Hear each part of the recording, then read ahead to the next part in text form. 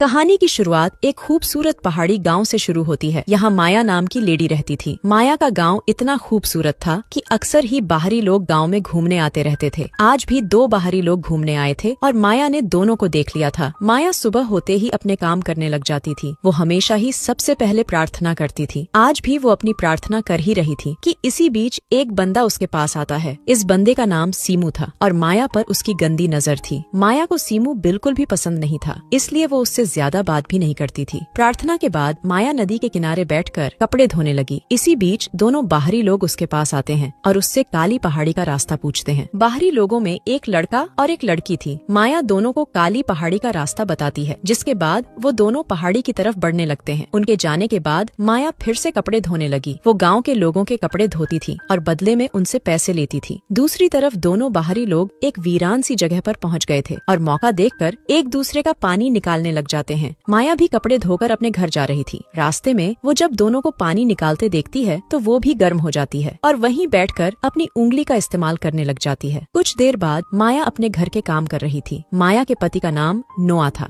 1 साल पहले उसके साथ एक हादसा हुआ था, जिस कारण वो चल नहीं सकता था। माया नोआ का पूरा ख्याल रखती थी और उसकी खूब सेवा करती थी। रात को नोआ माया से बातें कर रहा था। नोआ की टांगों का ऑपरेशन तो हो गया था, लेकिन वो अभी तक चलने फिरने नहीं लगा था, इसलिए डॉक्टर ने उसे थेरेपी करवाने को कहा था। नोआ के पास थेरेपी के लिए पैसे नहीं थे, जिस कारण आजकल वो उदास ही रहता था। माया उसे समझाती है कि मैं जल्दी ही पैसे इकट्ठे कर लूंगी और फिर मैं तुम्हारी ऐसी थेरेपी करवाऊंगी कि तुम जल्दी ही चलने लगोगे। इतना कहकर वो नोआ के पास आती है और उसे गर्म करने लगती है। हादसे के कारण नोआ की ताकत भी चली गई थी, इसलिए माया की कई कोशिशों के बाद भी उसका डंडा गर्म नहीं होता और बेचारी माया प्यासी ही रह जाती है। अगले दिन गाँव में एक नया लड़का घूमने आता है और इस नए लड़के का नाम बिंसो था। रोज की तरह माया आज भी नदी किनारे कपड़े धो रही थी। बिंसो उसके पास आकर उससे काली पहाड़ी का रास्ता पूछता है। माया उसे पहाड़ी के बारे में बताकर पूछती है कि क्या तुम्हारे साथ कोई नहीं है। बिंसो बताता है कि मेरी कोई लवर नहीं है, इसलिए मैं अकेला ही घूमने आया हूँ। इतना कहकर वो माया को एक एनर्जी बार देता है और माया को वो बेहद पसंद आती है। बिंसो अब जैसे ही चलने लगा तो माया भी उसके साथ चलने को तैयार हो जाती है। बिंसो जिस तरफ जाने वाला था उसी रास्ते पर माया का घर था, इसलिए वो बिंसो के साथ चलने लगती है। थोड़ी देर चलने के बाद माया के पैर में मोच आ जाती है, जिसके बाद बिंसो उसे संभालने लग जाता है। वो जल्दी जल्दी माया की मोच निकाल देता है। बिंसो ने माया को छुआ था, जिस कारण वो गर्म हो गई थी। बिंसो भी मौका देखकर उसकी गुफा में धमाके करने लग जाता है। अगली सुबह माया एक बंदे का हिसाब किताब कर रही थी। बंदे के जाते ही बिंसो उसके पास आता है। माया उससे पूछती है कि तुम मेरे घर तक कैसे पहुँचे। बिंसो बताता है कि मैंने गाँव वालों से तुम्हारा घर पूछा। बिंसो को माया से प्यार हो गया था, इसलिए वो यहाँ पहुँचा था। माया उसे बताती है कि मैं शादीशुदा हूँ और मेरा पति घर में है। उसकी बात सुनकर बिंसो हैरान हो गया। माया उसे ये भी बताती है कि मेरा पति चल नहीं सकता, इसलिए मुझे उसका ख्याल भी रखना पड़ता है। ये सुनते ही बिंसो उसे बताता है कि मैं शहर में थेरेपी करता हूँ और मैं तुम्हारे पति की मदद कर सकता हूँ। बिंसो की बात सुनते ही माया उसे अंदर लाती है और अपने पति नोआ से मिलवाती है। वो नोआ से झूठ बोलती है कि बिंसो यहाँ घूमने आया है और गाँव वालों ने इसे हमारे घर भेजा है ताकि ये तुम्हारी थेरेपी कर सके। माया की बात खत्म होते ही बिंसो नोआ का हाल चाल पूछता है और फिर उसकी रिपोर्ट्स देखता है। रिपोर्ट्स देखने के बाद वो हादसे के बारे में पूछता है। उसे बताया जाता है कि नोआ पीठ के बल एक पेड़ से गिरा था। सारी बातें सुनने के बाद बिंसो नोआ की टांगों की जांच करता है। जांच के बाद बिंसो माया के साथ घूमने लगा। वो माया को बताता है कि मैं जल्दी ही नोआ की थेरेपी शुरू कर दूंगा और बदले में तुमसे कोई पैसे भी नहीं लूंगा। घूमते घूमते बिंसो माया को अपने टेंट के पास ले आता है। बिंसो इसी टेंट में रहता था और मौका देखकर माया की गुफा में धमाके करने लग जाता है। सीमू भी इसी जगह पर था और वो साला छुपकर दोनों की वीडियो बना लेता है। अगले दिन बिंसो ने नोआ की थेरेपी शुरू कर दी। माया बिंसो के पास ही खड़ी थी और मौका मिलते ही अपने तरबूज बिंसो की पीठ पर रगड़ रही थी। नोआ ने दर्द के कारण अपनी आंखें बंद करी हुई थीं, इसलिए वो माया की शरारत देख नहीं पा रहा था।